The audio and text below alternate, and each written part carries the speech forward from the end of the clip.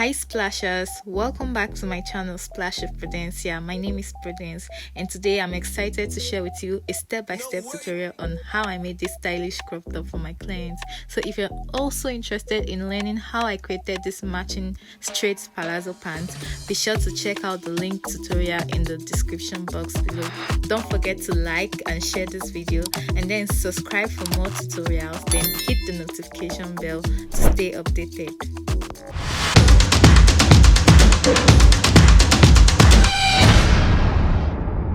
So to start with, I have my fabric here and I'm just going to fold it into 4. Okay, so this is into 4 because there's not going to be a zipper or zipper allowance.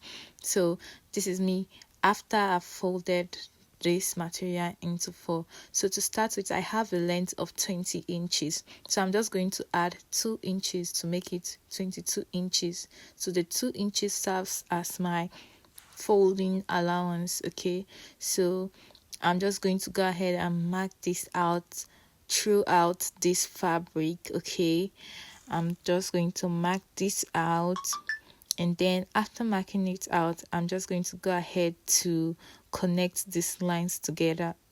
This is quite an easy one, just connect them together. And then after connecting these lines together, I am going to bring in my shoulder measurement. So I have a shoulder of 16, dividing it by 2, I have 8 inches, and then I'm going to add 0.5 inches for seam allowance. So I'm just going to mark 0.5 inches here, and then I'm going to go down by 0.25 inches. This is for me to get my shoulder slant. Okay, so this can sit properly. So I'm marking this now, and then I'm going to start from the place I have on a fold and then mark my 3 inches inward. This is for the neckline. Okay, so when I'm slanting now, I'm just going to slant it from here to the shoulder, to the point I marked for the neckline. So this is me slanting it, and then after doing that, since my shoulder is 8 inches, I'm just going to add 1 more inches to make it 9 inches, and then measure 9 inches downward. Okay, so that's the 9 inches. I'm marking it out straight. So on what I have here now is 8.5, so I'm just going to mark same 8.5 on that armhole line so that I can connect them together straight and then get an accurate measurement. Okay, so I'm just going to connect them together right now, like so. So this is me connecting the lines together. Okay, so after connecting these lines together now, the next thing I'm going to do is to fix in my measurement for the shoulder, for the bust. Okay, so I have a bust of 45 inches, so dividing it by 4 gives me 11.25. so I'm just going to add 1 inch sewing allowance, which is 12.25, and then I'm marking it at that 9 inches downward point I measured for the armhole. Okay, I hope you understand this. And then I connect the lines straight. Okay, so I'm just going to do that now. And then the next thing is for me to shape in my armhole so it sits properly. So I'm just going to measure what I have there after my slant, and then fold my tape into, instead of calculating this, just fold your tape into and then mark the midpoint and then go in by 0.25 inches. Okay, so we are just going to join these lines together using our French curve, but if you're comfortable using your free hand, that's totally fine. Okay, so for this first part, I'm just going to combine from the shoulder line, that is after going inwards by 0.25, that point I'm connecting it to this half part of the armhole. Okay, so this is me connecting it together. Let me know in the comment section if you have any questions. Okay, so this is me combining the lines together, and then I'm just from that point going to connect it down to my bust measurement where it ends. So I found out that my freehand will be better at this point. So whatever you're comfortable with, just use it and then combine these lines together. Okay, so this is what we'll have after combining these lines together. So the next thing I'm going to do, what I have here now is 12.5. So I'm just going to measure that exact measurement at the down part. Sorry, 12.25. Okay, so exactly what I have on this bust point, I'm going to measure it in this down part. Okay, this is because it is a crop top and I want it as big as it is at the top, but slightly smaller. So I'm just going to subtract 1 inches from that end and then connect the lines together. But you can actually be creative. If you don't want to reduce anything at the down part, that's totally fine. You still have a nice crop top. And if you want to reduce this further, that's also fine. So this is me connecting the lines together. I just hope you understand this. But if you have any questions, you let me know. And then this is me cutting it out. This is so easy. This is like the easiest thing you can make for yourself. So after cutting this out now, this is what we'll be having here. So I'm just going to, remember I marked 3 inches from this neckline. I'm just going to cut them together before separating the one for the front and the one from the back. So I just did a little cutting and made sure it ends at that 3 inches I marked. So I separated one of the fabric piece to, you can pick any one you want to use it as the front or as the back. So the one I picked for the front, I went downwards by 3 inches and then connect it to the 3 inches I marked at the shoulder line. Okay, so this is what I have. Take note, since this is not going to be having a zipper, you have to make sure this fits in while wearing it. So you have to make sure you work with your head measurement. Okay, so I'm just going to measure this out and see if this is going to fit into the person's head while wearing it. Okay, so I'll just continue my measurements from the back.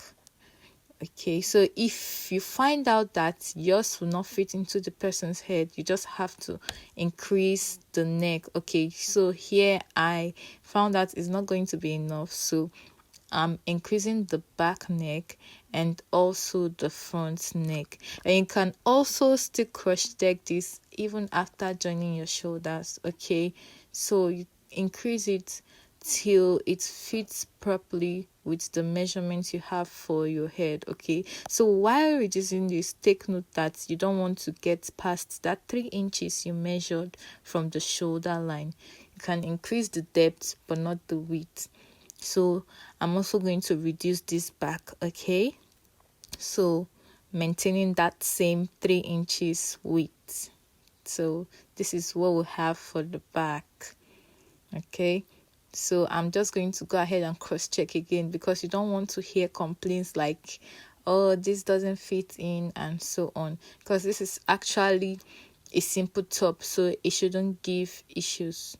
So when you're measuring, you just continue with what you measured. If you measured the front first or the back neck first, just continue with what you have there. Okay, so this is what we have. So what I'm going to do, I'm just going to place them together, the front piece and the back piece, the right sides facing each other, and then I'm just going to go ahead and cut the sleeve. Okay, so this is what I have for the sleeve. I folded this material into two and then into another two, so you can fold it whichever way you like.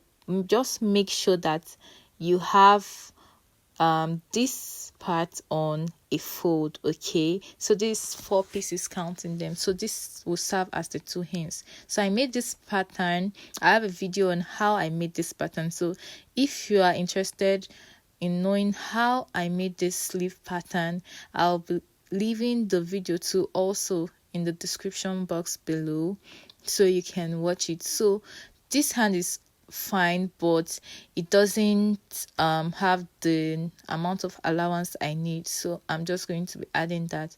But first of all, as you can see, I'm pinning this down, okay, so that it doesn't move while I'm adding to the width and the length. So I'm going to be adding some inches of allowance to the length. For the length, I'm adding 2 inches. This will serve as my folding and joining allowance, and I'm just going to connect that down to the other part here, okay. So you can decide to add the amount of allowance you need, okay, so long as you are comfortable folding it. So I'm just going to connect this together, and then after connecting this together, I'm going to just mark this out so you can see it. I just hope you understand this. And then to the width, I'll be adding 1 inches seam allowance, okay. Whatever you're comfortable sewing with, you can go ahead to add that, okay. But by the time you watch the video on how I made this sleeve pattern, you can decide to add your allowance while cutting it, but this, I just have to make use of this because the measurements fits. It's just adding of the allowance. So I'm just going to go ahead and cut this out. As you can see, this is quite easy having this pattern on hand already. This is quite easy. So I'm just going to remove the pins, and that's what we'll be folding. This is what we'll have when we open it up. So going back to my front and back piece, I'm going to place them together, arrange them, and make sure they are okay. Make sure they are balanced. If possible, you can pin this down if you know you would be making a mistake. So I'm just going to sew 1/2 inch on both shoulder lines, okay, 1/2 inch, and then join the sides by the 1 inch allowance I added extra earlier. So I'm just going to do that, and this is what I have after sewing the shoulder and the sides, and this is the inside part, how it looks. So I went ahead to give this a good press so you can see how nice it looks already. So the next thing is the fixing of the sleeve, but before then I went ahead to use my hemi gum to seal up the allowance I added for the sleeve. I'm just going to top stitch that and then turn it over to the wrong side and then sew the allowance. I added 1 inch allowance for this, so I'm just going to be sewing that 1 inch, but be mindful of the armhole I have here, okay. So I'm just going to measure what I have here, and then while sewing I'll transfer that and make sure I have exactly what I have on the armhole, also on the main sleeve. So if you find out your armhole is too small, you can as well reshaping it. So when I'm sewing, I'm going to slant it up to the point where I have the exact measurement. So let's go do that and I'll be back. Okay, so this is what I have after sewing the sleeve. So this is quite easy. You're just going to go ahead to fix this on the cloth, okay. So turning it to the wrong side. For this part we already made, you turn it to the wrong side, but for the sleeve you still maintain the right side, okay. And then that part we joined at the side, you're going to open it up, okay. And then the sleeve also, you open it up, but first of all notch the midpoint so you can get an accurate seam, okay. So we are just going to place these 2 points where we joined, both on the sleeve and the bodice. We're going to place them together and we are going to open them up first. You want to make sure they sit at the same end, okay. You can as well pin this up so this can be accurate, okay. So you're going to place them like this. Make sure you take your time because you don't want to do a rough work and you don't want to lose. So we are going to sew it all around and then take note of the notch you made on the sleeve. It has to match with the shoulder line too. Okay, can you see this? It has to fall under the same place. When it doesn't fall, just know you are wrong. So you can pin this down to avoid losing and losing. Okay, so we are just going to sew that, and I'll be back. Okay, so this is what I have after sewing it out. You can see the notch meeting with the shoulder line like I mentioned earlier, and also you can see how this looks already. So I'm just going to turn this over to the right side. So this is what we have. So I'm just going to give this a good press and then turn the neck using my bias. You can use whatever you feel comfortable with to turn the neck. Okay, so this looks good already. So I'm just going to go ahead and turn the neck like I said, and then turn the down also. So don't forget to like, share, subscribe, turn on your notification bell, and thanks for watching Splashes.